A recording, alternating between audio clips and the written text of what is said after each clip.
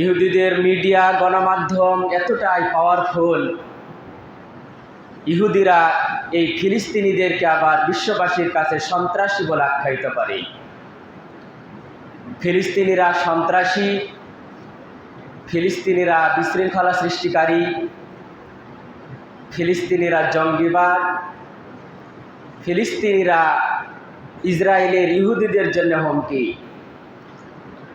এই মিথ্যা প্রচারণা ইসরায়েলের ইহুদিরা বিশ্ববাসীকে জানিয়ে তারা কিন্তু সফল। ইসরায়েলের মিডিয়া এতই শক্তিশালী, এরা একজন ভিলেনকে হিরো বানাতে পারে, হিরোকে ভিলেন বানাতে পারে, এতই মজবুত। কারণ মিডিয়ার এমন একটা প্রভাব, প্রচারণার এমন একটা প্রভাব, একজন নিরীহ মানুষকে বিশ্ববাসীর কাছে সবচেয়ে বড় সন্ত্রাসী বানাতে পারে, আবার সবচেয়ে বড় সন্ত্রাসী বিপজ্জনক ব্যক্তিকে বিশ্ববাসীর কাছে একবারে নিষ্পাপ উপস্থাপন করতে পারে। এটার নাম মিডিয়া। এই মিডিয়ার প্রচারণায় ইসরায়েলের ইহুদিরা রক্তের মধ্যে হাবুডুবু খাওয়া ফিলিস্তিনবাসীদেরকে বিশ্ববাসীর কাছে সন্ত্রাসী প্রমাণ করেছে। ফিলিস্তিনিরা নাকি সন্ত্রাসী, ফিলিস্তিনিরা নাকি শান্তি বিঘ্নিতকারী, বিশৃঙ্খলা সৃষ্টিকারী, জমিনের উপর ফাসাদ সৃষ্টিকারী। একেবারে উল্টো পরিস্থিতি। বিশ্ববাসীর চোখে একবারে আঙ্গুল দিয়ে ওরা এমনভাবে দেখিয়ে দিয়েছে যে ফিলিস্তিনিরাই ভয়ঙ্কর বিশ্ববাসীর জন্যে। অথচ এখন থেকে 100 বছরের ইতিহাস প্রমাণ করে ফিলিস্তিনিদের উপর এমন কোনো রাত অতিবাহিত হয়নি যে ইসরায়েলেরা ফিলিস্তিনবাসীদেরকে আরামে ঘুমাতে দিয়েছে। এমন একটা রাত ফিলিস্তিনবাসী অতিক্রম করেনি, ফিলিস্তিনিদের জীবনে এমন একটা রাত অতিবাহিত হয়নি যে তারা শান্তি এবং নিরাপত্তার সাথে ঘুমাতে পেরেছে। এই হচ্ছে ফিলিস্তিনবাসীদের মর্মান্তিক এবং লোমহর্ষক ইতিহাস। কারণ কি? কারণ একটাই, যে ওদের লক্ষ্য হচ্ছে ওই যুগের ফেরাউন যেরকমভাবে বনি ইসরায়েলদের উপর, মুসা আলাইহিস সালামের কওমদের উপর যেই স্টিম রোলার চালিয়ে মুসলমানদেরকে পৃথিবীর বুক থেকে নিশ্চিহ্ন করতে চেয়েছিল, আজকের এই যুগের ইহুদিরা একই কৌশলে, একই কায়দায়, একই সিস্টেমে ফিলিস্তিনবাসীদেরকে পৃথিবীর মানচিত্র থেকে এরা নিশ্চিহ্ন করতে চায়। একই কায়দা, ওই যুগের ফেরাউনের কায়দা, এই যুগের ইহুদিদের কায়দা একই রকম।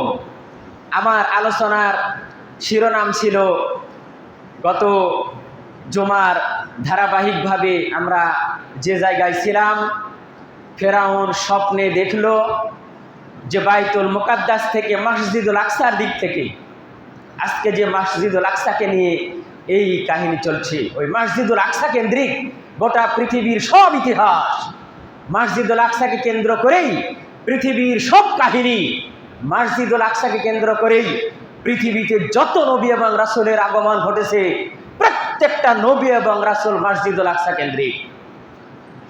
ফেরাউন একদিন স্বপ্নে দেখছে যে মসজিদুল আকসার ওই দিক থেকে, বাইতুল মুকাদ্দাস থেকে আগুনের একটা বিশাল ফোয়ারা, বিশাল অগ্নিকুণ্ডের একটা লেলিহান শিখা মিশরের দিকে আসছে। ফেরাউনের যে মিশরের যে সংসদ ভবন, মিশরের দিকে আসছে সে আগুনের বিশাল লেলিহান শিখা, এবং সেই আগুনের লেলিহান শিখা মিশরবাসীদের মধ্যে ফেরাউনের যারা বংশধর ইপ্তবাসীদেরকে জ্বালিয়ে পুড়িয়ে নিঃশেষ করে দিচ্ছে। এটা ফেরাউন দেখছে। একই দেশে বসবাস ইপ্তবাসী এবং বনি ইসরাইল, ইয়াকুব আলাইহিস সালামের যারা বংশধর তারা হচ্ছেন বনি ইসরাইল। মুসা আলাইহিস সালাম যে বংশের নবী ছিলেন, আর ইপ্তবাসীরা হচ্ছে ফেরাউনের বংশধর যারা আল্লাহর নাফরমানি শক্তি।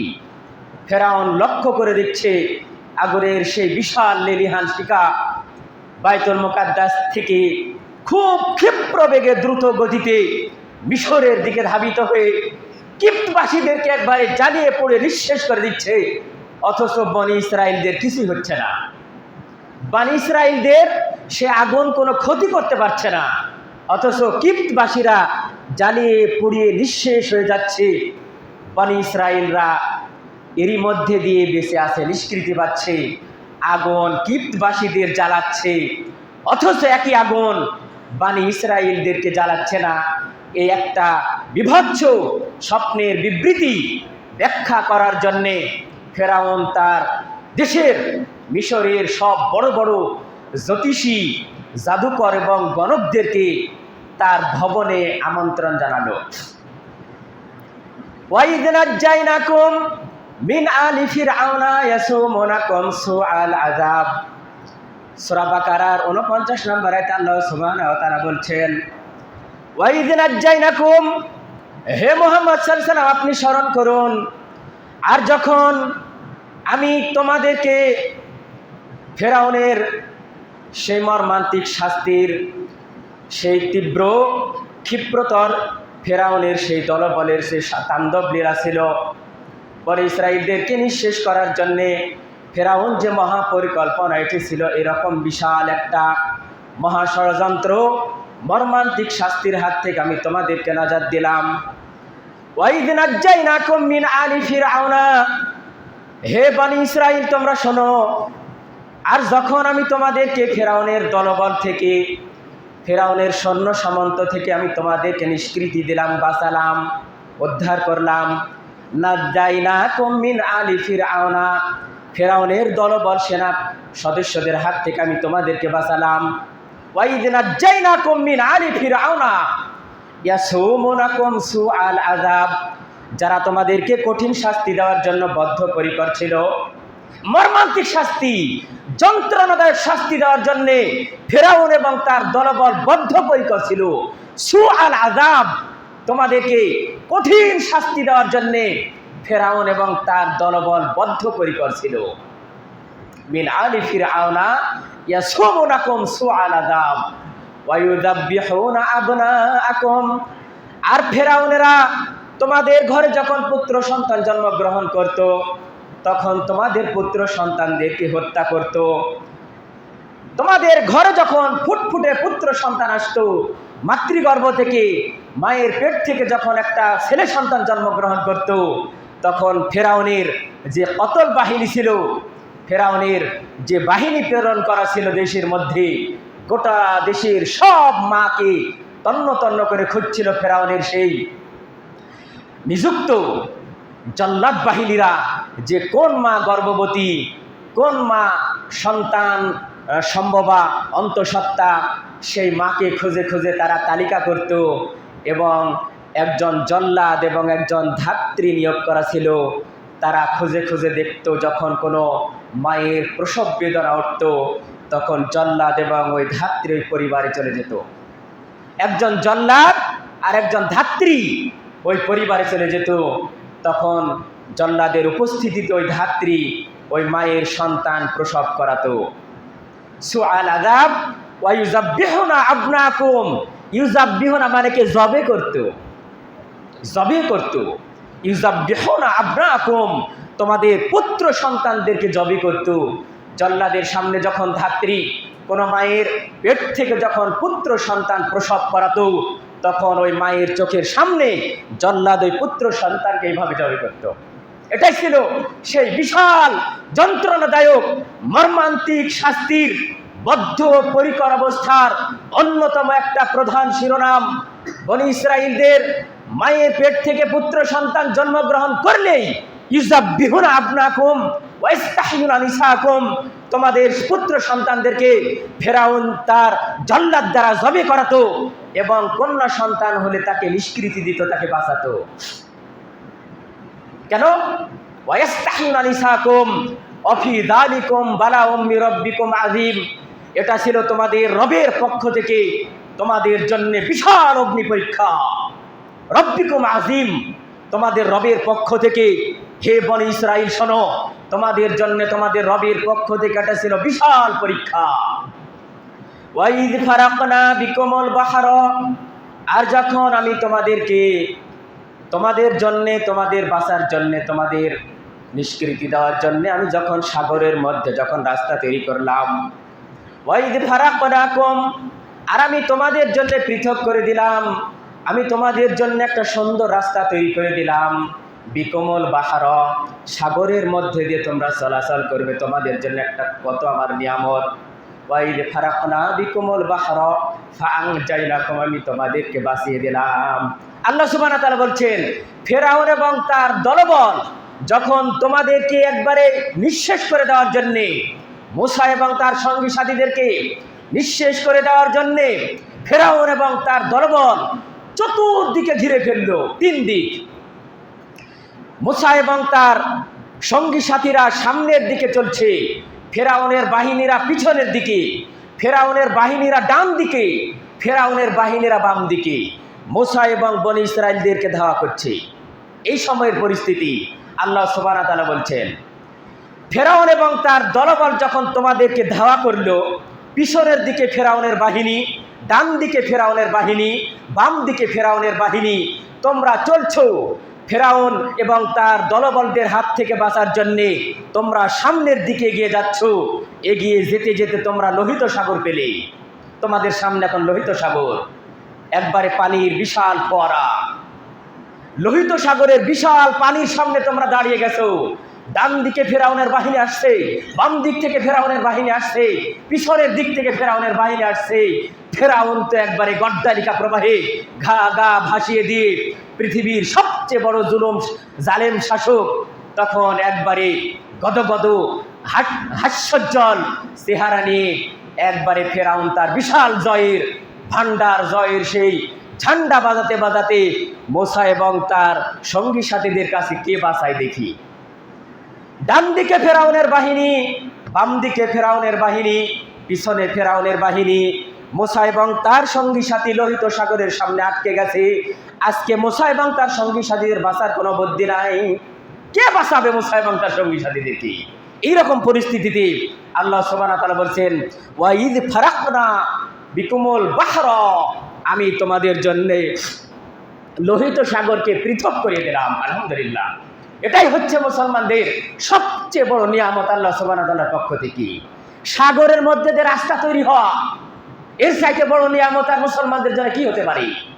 যখন মুসলমানদের আর কোনো রাস্তা থাকবে না, চতুর্দিক বন্ধ, পিছনের দিক বন্ধ, ডান দিক বন্ধ, বাম দিক বন্ধ, সামনের দিক বন্ধ। পৃথিবীর কোনো মানুষ কল্পনা করতে পারবে যে এই সময় কে বাঁচাবে মূসা এবং তার সঙ্গী সাথীদেরকে? মানুষ যা ভাবে না, মানুষ যা কল্পনা করে না, জালেমেরা যা কোনোদিন অনুভব করে না, জালেমেরা যেটা স্বপ্নেও দেখে না, জালেমেরা যেটা ভাবে না, বুঝে না, শোনে না, দেখে না, কোনোদিন পরিকল্পনা করে না, এইরকম অলৌকিক বিশাল মহা পরিকল্পনাকারী উপর থেকে যখন ফায়সালা দেন পৃথিবীর মানুষের সামনে, তখন পৃথিবীর মানুষ ফেল ফেল করে তাকিয়ে দেখে, হ্যাঁ, এটা তো কোনোদিন ভাবিনি, এরকম হলো কেন? এটা তো কোনোদিন কল্পনা করিনি, এরকম হলো কেন? আমরা জালেম ছিলাম, সারা জীবন পৃথিবীতে আমাদের রাজত্ব টিকার কথা ছিল। এই পৃথিবীতে আমরা অমুখাপেক্ষী শাসক, আমাদের সামনে কেউ প্রতিপক্ষ হয়ে দাঁড়ানোর কোনোদিন সাহস পাইনি। অমুখাপেক্ষী জালেম শাসক আমরা, আমাদের সামনে প্রতিবাদ করার মতো কারো শক্তি ছিল না, আমাদের সামনে বিরোধিতা করার মতো কারো কোনো শক্তি ছিল না, আমাদের মতের বাইরে মত প্রকাশ করার মতো কারো কোনো ক্ষমতা ছিল না। এই পৃথিবীতে অমুখাপেক্ষী শাসক ছিলাম, অথচ ফেল ফেল করে তাকিয়ে দেখা হয় কি হলো? এটাই মহা পরিকল্পনার মহা ফায়সালা। জালেম বড় অসহায়, পৃথিবীতে মহা পরিকল্পনা যখন পাকড়াও করেন, যতই বড় জালেম হোক, বাঁচার কোনো পথ থাকে না।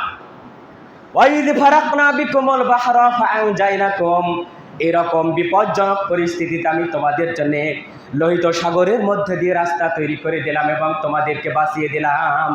মূসা আলাইহিস সালাম এবং তার সঙ্গী সাথীদেরকে আল্লাহ সুবহানাহু ওয়া তাআলা বলছেন, আমি তোমাদেরকে বাঁচিয়ে দিলাম, লোহিত সাগরের মধ্যে দিয়ে রাস্তা তৈরি করে দিলাম, পানির মধ্যে দিয়ে রাস্তা, দুই দিকে পানি দাঁড়িয়ে আছে, মাঝখানে রাস্তা।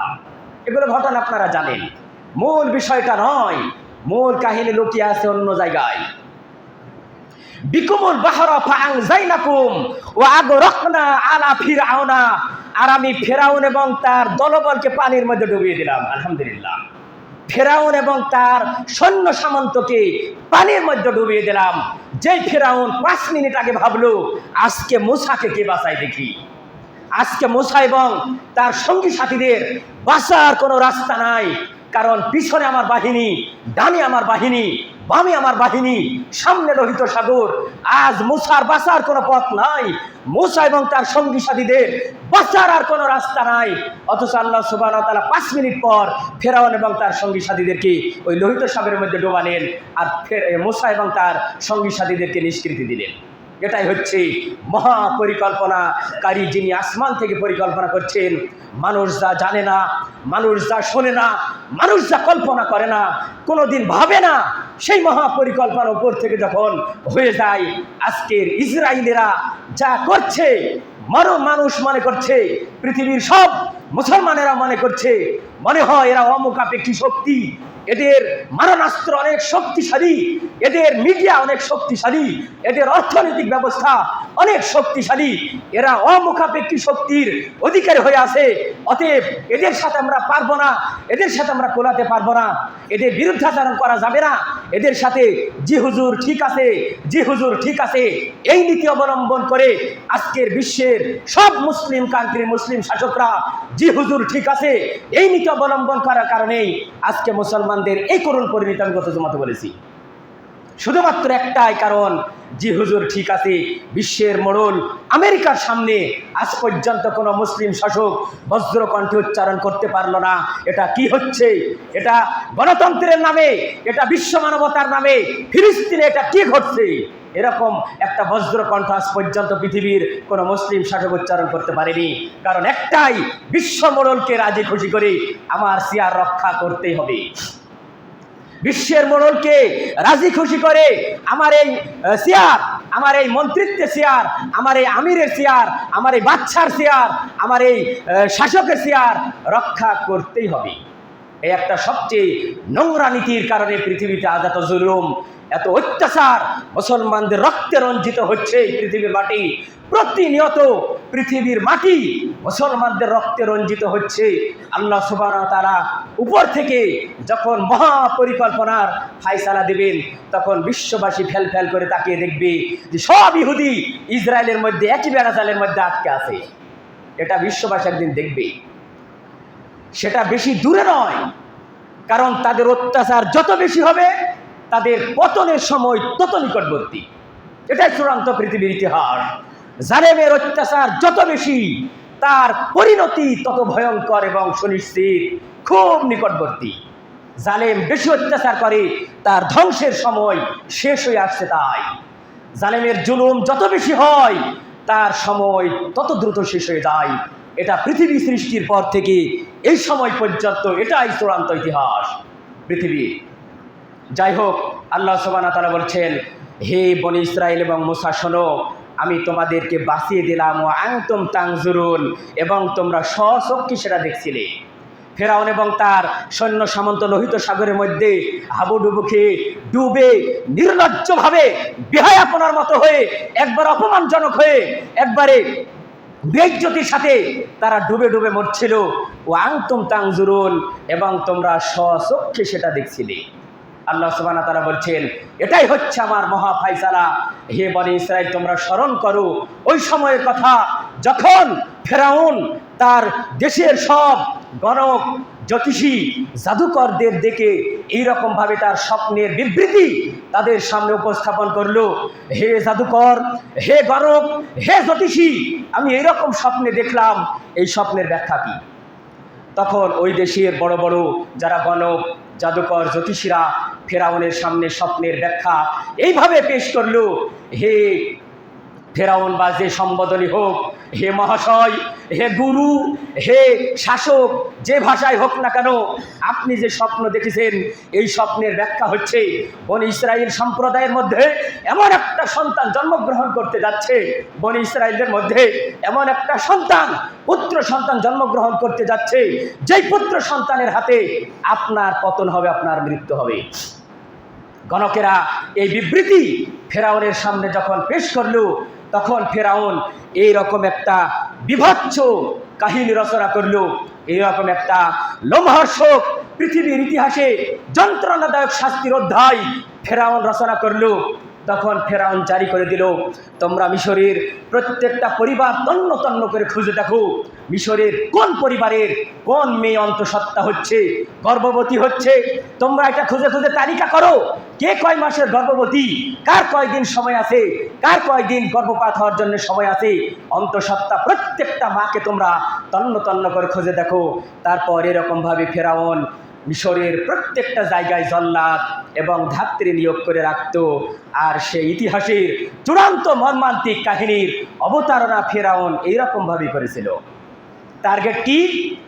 যেহেতু বনী ইসরাইলের মধ্যে থেকে আমাকে পৃথিবী থেকে নিশ্চিহ্ন করে দেওয়ার জন্য পুত্র সন্তান জন্মগ্রহণ করবে, অতএব বনী ইসরাইলদের কোনো মা যেন পুত্র সন্তান জন্ম দিতে না পারে। এই জন্যে তাদের টার্গেট ছিল পুত্র সন্তানগুলিকে যদি আমরা জবে করি তাহলে সেই পুত্র সন্তান আর বড় হবে না, ফেরাউন সারা জীবন তার জুলুমের রাজত্ব টিকে রাখবে। দেখেন আল্লাহর কৌশল, মানুষ খুব সীমিত জ্ঞানের অধিকারী, মানুষের পরিকল্পনা, মানুষের ষড়যন্ত্র খুবই দুর্বল, খুবই অল্প, খুবই নগণ্য।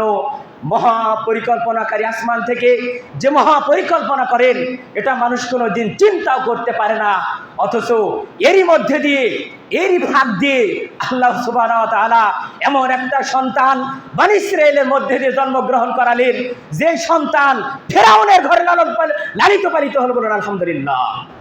এমন একটা সন্তান বনী ইসরাইলদের এই বিভৎস কাহিনীর মধ্যে দিয়ে, এই মর্মান্তিক যন্ত্রণাদায়ক শাস্তির ইতিহাসের মধ্যে দিয়ে আল্লাহ সুবহানাহু ওয়া তাআলা মূসা আলাইহিস সালামের জন্মগ্রহণ করালেন। ফেরাউন টের পেল না কেমন কেমন করে ওই সন্তান মূসা আলাইহিস সালাম ছোট্ট সন্তান ফেরাউনের স্ত্রীর কোলে চলে আসলেন এবং ফেরাউনের ঘরেই লালিত পালিত হয়ে এই মূসা আলাইহিস সালাম একদিন বিরাট মহড়া নিয়ে ফেরাউনকে যখন দিন ধর্মের দাওয়াত দিচ্ছিলেন, তখন থেকেই ফেরাউনের এই টার্গেট মূসার বিরুদ্ধে শুরু হয়ে গেল। আসলে জয় কার হলো? যতই যন্ত্রণাদায়ক শাস্তির অধ্যায় রচনা করুক ফেরাউন টিকতে পারেনি। ফেরাউনের পরাজয় সুনিশ্চিত, ফেরাউনের ধ্বংস অনিবার্য। আজকে পৃথিবীতেও ফেরাউন রূপী যত জালেম শাসক আছে এদের ধ্বংস সুনিশ্চিত, এদের ধ্বংস অনিবার্য, এদের ধ্বংস সুনিশ্চিত, এদের ধ্বংস অনিবার্য। 2 দিন আগে আর পরে ওই সময়ের ফেরাউন টিকতে পারেনি, আজকের দিনের ইহুদিরাও টিকতে পারবে না। ওই সময়ের ফেরাউন ধ্বংস হয়েছে। শুধু ফেরাউন নয়, পৃথিবীতে যারা জালেম হিসেবে জুলুমের রাজত্ব কায়েম করবে তাদের ধ্বংস সুনিশ্চিত, তাদের ধ্বংস অনিবার্য হবেই হবে। শুধুমাত্র সময়ের ব্যাপার। আল্লাহ সুবহানাহু ওয়া তাআলার মহাপরিকল্পনা কবে ইসরায়েলদের উপর আসবে, ইসরায়েলদের টার্গেট মুসলমানদের উপর এমন একটা খড়গহস্ত ধারণ করা, মুসলমানদের মধ্যে যেন ইমাম মাহদী আসতে না পারে। যেহেতু ইমাম মাহদী ফিলিস্তিনের মধ্য থেকে জন্মগ্রহণ করবে, ফিলিস্তিনের এরিয়ার মধ্য থেকে ইমাম মাহদী বের হয়ে আসবে, অতএব ফেরাউনের টার্গেট ছিল মূসা যাতে পৃথিবীতে আসতে না পারে, যত পুত্র সন্তান হবে তাদেরকে জবাই করো। এই যুগের ইহুদিরা, বনী ইসরাইলদের যে ইহুদি, ইসরায়েলিদের যে ইহুদিদের টার্গেট ফিলিস্তিনের মধ্যে যেন একটাও পুত্র সন্তান যেন বাঁচতে না পারে। প্রত্যেকটা পুত্র সন্তানকে তারা টার্গেট করেছে, প্রত্যেকটা শিশুকে তারা টার্গেট করেছে, কারণ এই শিশুদের মধ্যে থেকে ইমাম মাহদী বের হবে এবং ইমাম মাহদী এবং ঈসা আলাইহিস সালামের মাধ্যম দিয়ে মুসলমানরা শক্তিশালী হবে এবং আমাদের গুরু দাজ্জালের মৃত্যু ইমাম মাহদী এবং ঈসা আলাইহিস সালামের হাতে ঘটবে। ঈসা আলাইহিস সালামের হাতে যেহেতু দাজ্জালের মৃত্যু ঘটবে, মূসার মাধ্যম দিয়ে যেহেতু ফেরাউনের ধ্বংস অনিবার্য, ফেরাউন যখন জানতে পারলো মূসার মাধ্যম দিয়ে বনী ইসরাইলের ওই পুত্র সন্তানের মাধ্যমে আমার ধ্বংস অনিবার্য, অতএব বনী ইসরাইলদের প্রত্যেকটা পুত্রকে জবাই করো। আজকের ইহুদিরাও টার্গেট করেছে ফিলিস্তিনবাসীদের মধ্যে কোনো পুত্র সন্তান যেন বাঁচতে না পারে, কোনো শিশু পুত্র সন্তান হিসেবে যেন বড় হতে না পারে। এই টার্গেট নিয়ে আজ থেকে 100 বছর আগে থেকে 1957 সাল থেকে শুরু করে আজ পর্যন্ত ফিলিস্তিনবাসীদের উপর ইসরায়েলিদের যে খড়গহস্ত চলছে, মহা যন্ত্রণাদায়ক শাস্তির স্টিম রোলার চালিয়ে যাচ্ছে ইহুদিরা, সেই মহা কাহিনী একইভাবে আজকের পৃথিবীবাসী দেখছে। ওই যুগের ফেরাউনের যে কাহিনী, আজকের যুগের ইসরায়েলের ইহুদির একই কাহিনী। এই পৃথিবীর মাটিতে সবচেয়ে বিপজ্জনক জাতি হচ্ছে ইহুদি। এরা সবচেয়ে সুচতুর, সবচেয়ে সূক্ষ্ম মহাপরিকল্পনাকারী। পৃথিবীবাসী এমন কোনো জাতিকে দেখবে না যে জাতির পরিকল্পনা ষড়যন্ত্র ইহুদিদের পরিকল্পনাকে অতিক্রম করতে পারে। এরকম জাতি পৃথিবীবাসী কোনোদিন দেখবে না। এই ইহুদিরা হচ্ছে সবচেয়ে সূক্ষ্ম এবং সবচেয়ে তীক্ষ্ণ ষড়যন্ত্রকারী। এই কারণে দ্বিতীয় বিশ্বযুদ্ধের সময়, দ্বিতীয় বিশ্বযুদ্ধের পর হিটলার 60 লক্ষ ইহুদিকে হত্যা করেছিল। জার্মান চ্যান্সেলর হিটলার 60 লক্ষ ইহুদিকে হত্যা করেছিল। পৃথিবীর মুসলমানরা ইহুদিদেরকে চিনেনি, কিন্তু হিটলার ইহুদিদেরকে চিনেছিল। হিটলার জার্মান চ্যান্সেলর দ্বিতীয় বিশ্বযুদ্ধের সময় 60 লক্ষ ইহুদি মেরেছিলেন। কেন? কি যন্ত্রণা! হিটলার ওই সময় বলে যাননি আমি কেন 60 লক্ষ ইহুদি মারলাম। হিটলারের বিবৃতি শোনেন। হিটলার বলেছিল আজকে আমি 60 লক্ষ ইহুদি হত্যা করলাম, পৃথিবীবাসী আমার নিন্দা করছে, পৃথিবীবাসী আমাকে ধিক্কার দিচ্ছে। অথচ এখন পৃথিবীতে বিভিন্ন জায়গাতে কিছু ইহুদি এখনো ছড়িয়ে ছিটিয়ে আছে, যাদেরকে আমি নিঃশেষ করতে পারলাম না। কিছু ইহুদি এখনো পৃথিবীতে ছড়িয়ে ছিটিয়ে থাকলো। পৃথিবীর এই ইহুদিরা যখন পরবর্তী প্রজন্ম হিসেবে জন্মগ্রহণ করবে আবার, তখন এই পৃথিবীবাসী একদিন বলবে হিটলার কেন 60 লক্ষ ইহুদি হত্যা করেছিল।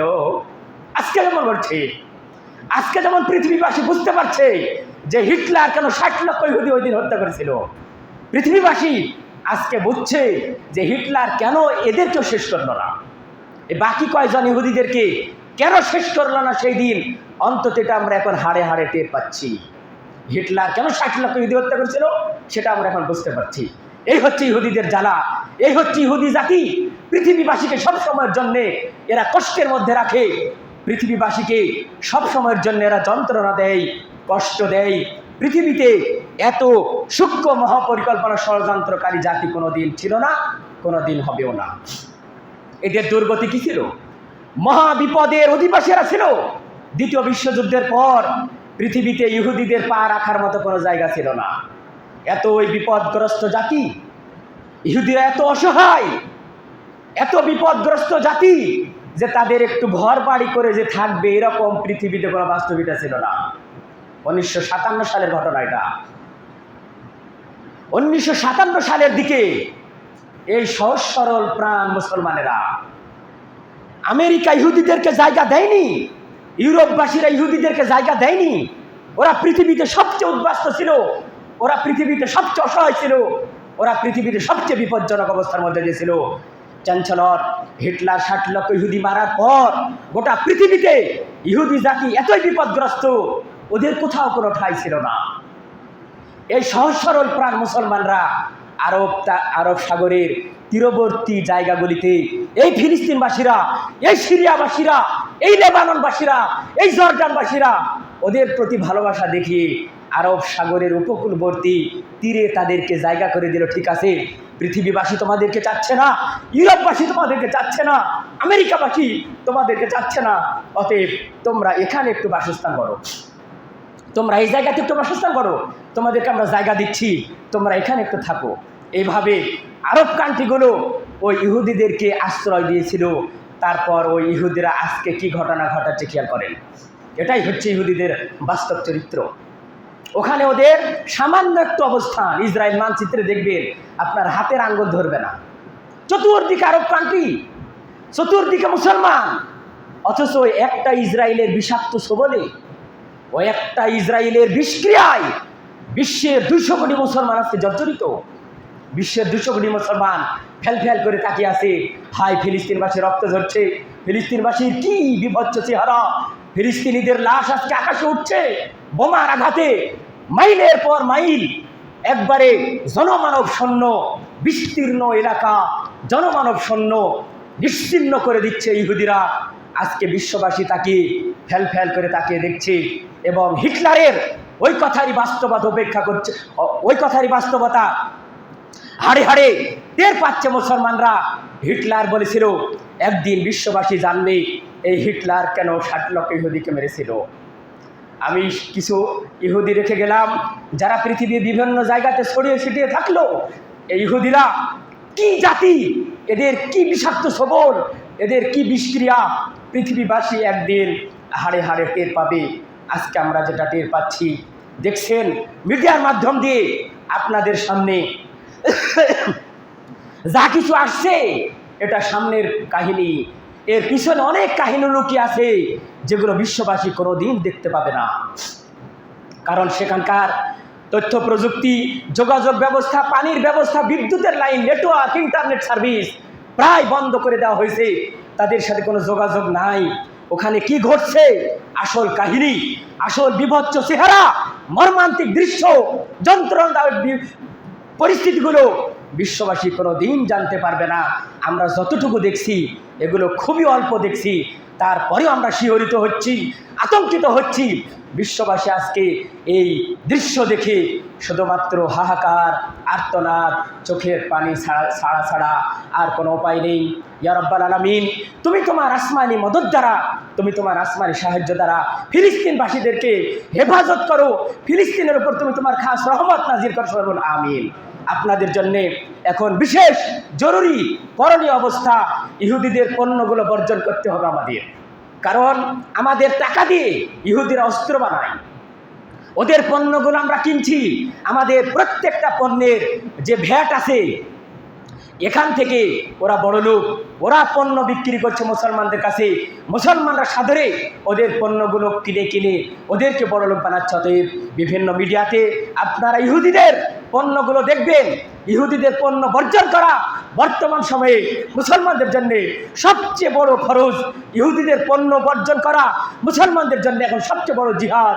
আমাদের এখন একটাই হাতিয়ার, ইহুদিদেরকে দুর্বল করার জন্য ওদের পণ্য ঐক্যবদ্ধভাবে বিশ্বের সব মুসলমান যদি বয়কট করে, ওদের পণ্য কেনা যদি বন্ধ করে দেয়, ইনশাআল্লাহুল আজিজ ইহুদের একদিন আস্তে আস্তে দুর্বল হয়ে যাবে।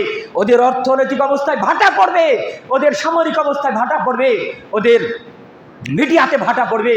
উপর থেকে ফায়সালা হলেই ইয়া রাব্বাল আলামিন, তুমি মুসলমানদেরকে সার্বিক পরিস্থিতি বিচার বিশ্লেষণ করে সঠিক ঈমান, সঠিক তাকওয়ার দাবিতে বলিয়ান হয়ে মুসলমানদেরকে শক্তিশালী করে বিশ্বের মানুষের সামনে মুসলমানদেরকে আবার মাথা উঁচু করে দাঁড়ানোর মতো উপযুক্ত ঈমান, উপযুক্ত তাকওয়ার লেভেল ইয়া রাব্বাল আলামিন তুমি দয়া করে দান করো। সবাই বলুন আমিন, সুম্মা আমিন। ওয়া আলাইনা ইল্লাল বারাক। বারাকাল্লাহু লানা ওয়া লাকুম ফিল কুরআনিল আযীম। ফাইন্নাহু তাআলা জাওয়াদুন কারীমুম মালিকুম বারুর রাউফুর রহিম।